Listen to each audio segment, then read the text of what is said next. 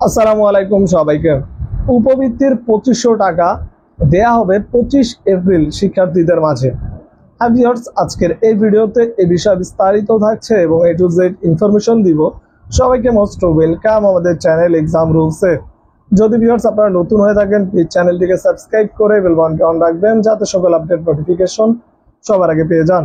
চলুন ভিউয়ার্স, শুরু করা যাক আজকের মূল ইম্পর্টেন্স ভিডিও। ভিউয়ার্স, অনেকেই উপবৃত্তির টাকার বিষয় জানতে চেয়েছিলেন। ভাই, উপবৃত্তির যে 25 এপ্রিল বলেছিলেন যে টাকাটা দিবে, সেখানে কত টাকা দিতে পারে?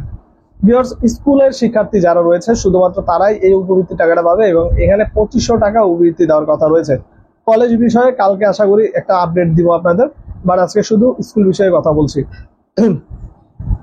2500 টাকা দেওয়া কথা বলেছে স্কুলের শিক্ষাবৃত্তি বিষয়, এবং এটা 25 এপ্রিলের মধ্যে আপনাদের ব্যাংক অ্যাকাউন্টে যাওয়ার কথা, সরি, মোবাইল ব্যাংকিং সিস্টেমে যাওয়ার কথা রয়েছে। বিশেষ করে নগদ অ্যাকাউন্ট যাদের রয়েছে তাদের অ্যাকাউন্টেই ঢুকবে। এখানে বিকাশের মাধ্যমে হয়তো তারা পাঠাবে না।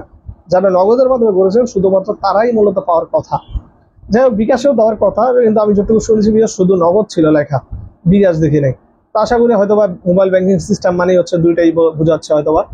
যাই হোক, এখন মূল বিষয় হচ্ছে ভিউয়ার্স, নগদ যাদের অ্যাকাউন্ট ছিল তারা মোটা হচ্ছে যে পাবেন 2500 টাকা পাবেন। এবছর স্কুলের জন্য নির্ধারণ করা হয়েছে 2500 টাকা উপবৃত্তি, ঠিক আছে। 6, 7, 8, 9, 10 বা এসএসসি 2025-এর যারা ব্যাচ রয়েছেন, 25 ব্যাচকে দিবে আরো পরে, মানে 10 পর্যন্ত, 6 থেকে 10 পর্যন্ত যারা আছেন তারা মহার্ঘভাতার আওতায় থাকবেন।